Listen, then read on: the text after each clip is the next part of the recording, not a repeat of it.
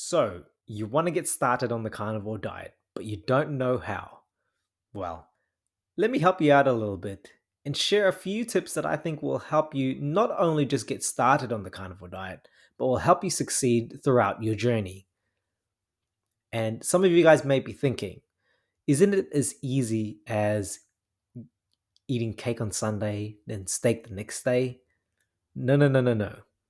That's probably one of my tips, which I'll talk about, is that you shouldn't change your diet overnight. Okay.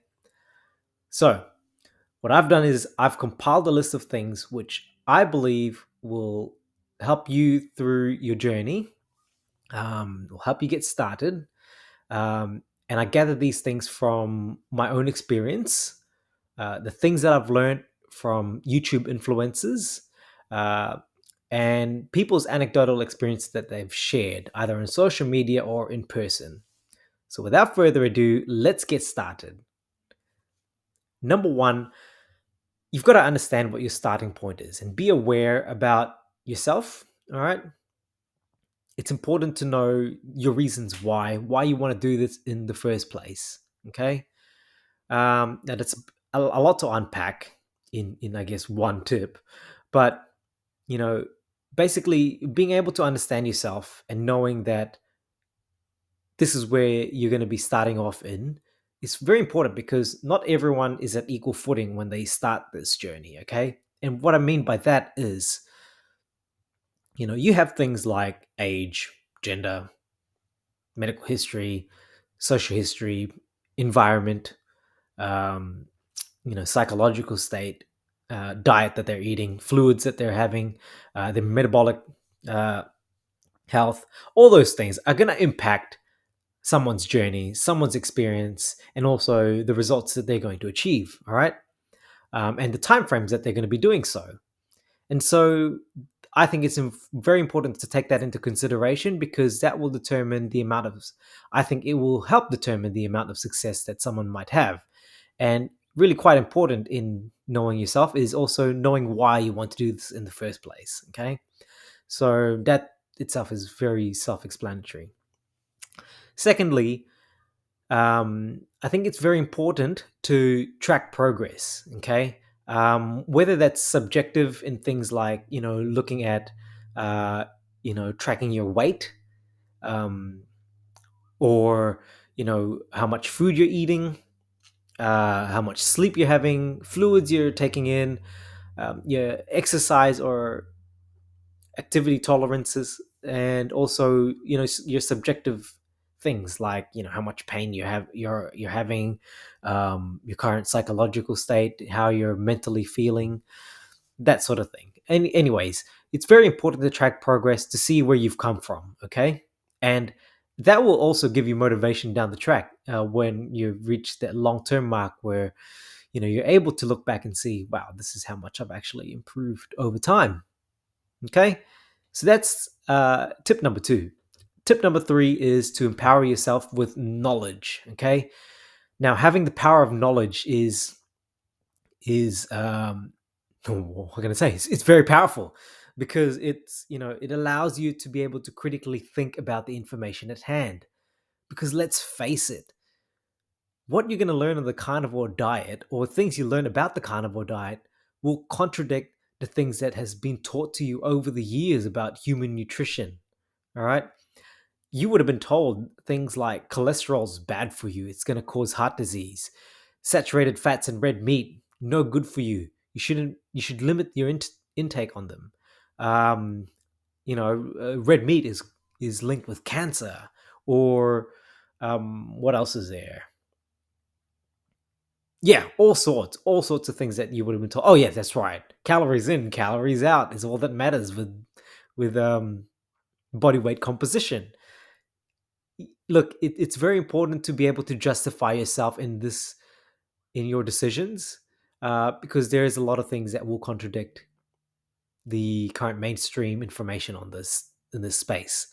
So it not only just justifies it for yourself, but it also helps awareness for other people as well, and will make you feel confident in sharing that with others and helping them see the light in what you've learned. Okay, So that's definitely a very important tip in my opinion. The next important tip, well, they're all very important, really, is that if you want to be successful, it's really important to seek consultation or advice from someone with the expertise. Okay. Um, Now, for myself, I've consulted with uh, various people, with my friend, of course, Jonathan from Composition Consultant, but also Professor Bart K. Um, and there are others in the space as well that are able to help you out in your journey that have got the expertise. People by the likes of Dr. Anthony Chafee, um, Dr. Ken Berry, Dr. Paul Mason. Who else is there? Steak and Butter Gal, Jerome Armstrong, countless more. There's heaps of people in this space. Raymond Nazon. There's countless people that are in this carnivore space that offer services to help you get started. All right, and I'm sorry that I missed out a few. I'm just going on a bit of a mind blank here, but yeah, it's very. I think it's vital because it really helps you. Uh, troubleshoot some of the things that people might go in Facebook groups to ask people advice from, who don't have the expertise. uh, so yeah, I've personally see consultation from experts myself. So the next tip is to allow for a transition period. Now, I said earlier in the video to not change your diet overnight. Okay, definitely don't do that. You want to allow for a transition period around the 6 to 8 weeks of transitioning. Okay, and the reason for that is to allow for your basically your body to adjust and adapt to the diet that you've just changed. Okay. um you don't want to disrupt what they call the microbiome, which is basically the microorganisms that line your gut and that feed off the things that you eat. And any disruption of that could have impacts towards the things you might experience. So often you might hear people have things like electrolyte issues, or bowel function issues like constipation and diarrhea. And you know a lot of experts in the field will say that it's probably due to changing your diet too fast and too quickly, and you've not allowed for your body to catch up with all these changes.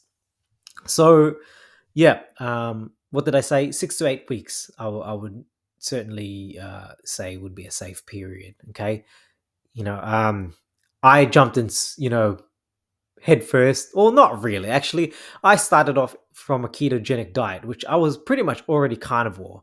But even then, those last bit of veggies that I cut from my diet had impacts on me, um, for about a few weeks to a month. Okay, I talked about what I thought I experienced at the time, which might have been oxalate dumping. You can actually watch that on Dave Mack's interview that he did with me on his channel. So yeah, um, and lastly, my last tip and advice would be to not underestimate the power of community. Now, the carnivore space is very fortunate that you've got such a supportive community, and a bunch of people who just want to help. It's amazing. I've never experienced anything like it before.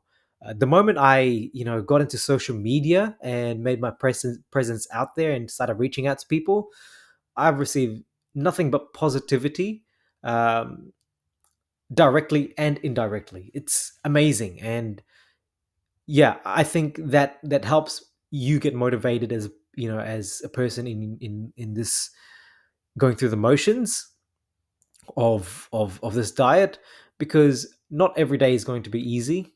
And you know uh, being humans, we're tribalistic by nature. All right, we thrive off other people, I think, anyway. I think it's beneficial for a lot of people, and that it will help you provide the stimulus and motivation to continue along with the journey. Okay, so That pretty much wraps up all the things that I consider to be, tips in helping someone get started and be successful in the carnivore diet. For those already in the carnivore space who've got any other ideas or things they want to share, please comment down below and share it with others who want to get started. Now, thank you guys for watching. I hope you enjoyed that video. Like, comment, and subscribe, and I'll see you till next time.